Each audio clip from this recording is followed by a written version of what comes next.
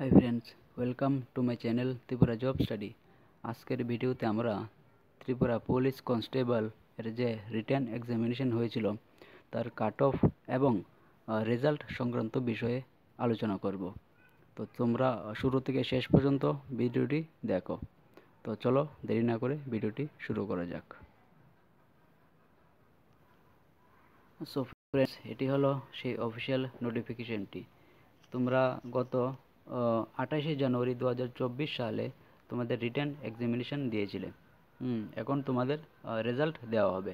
তো দেখো, এটার মধ্যে এই যে পোস্টটা ত্রিপুরা পুলিশ কনস্টেবল, এটার মধ্যে পোস্ট প্রায় রয়েছে টোটাল 1000 নাম্বার অফ পোস্ট।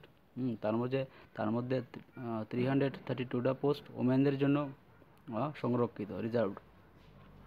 এসসিদের ক্ষেত্রে পোস্ট রয়েছে 89, এসটিদের ক্ষেত্রে রয়েছে 328, ইউআর ক্ষেত্রে রয়েছে 583। তার মধ্যে আবার ওমেনদের জন্য রিজার্ভড করে রাখা হয়েছে। তো এখন চলো আমরা তার রেজাল্ট সংক্রান্ত ব্যাপারে আলোচনা করি।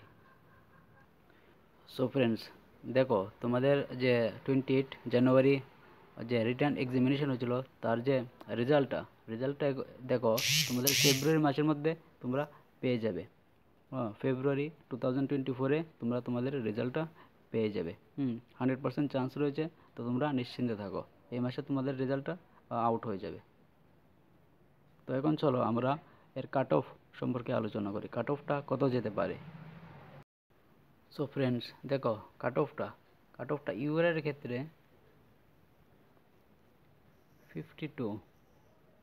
52 যাবে, 52 প্লাস।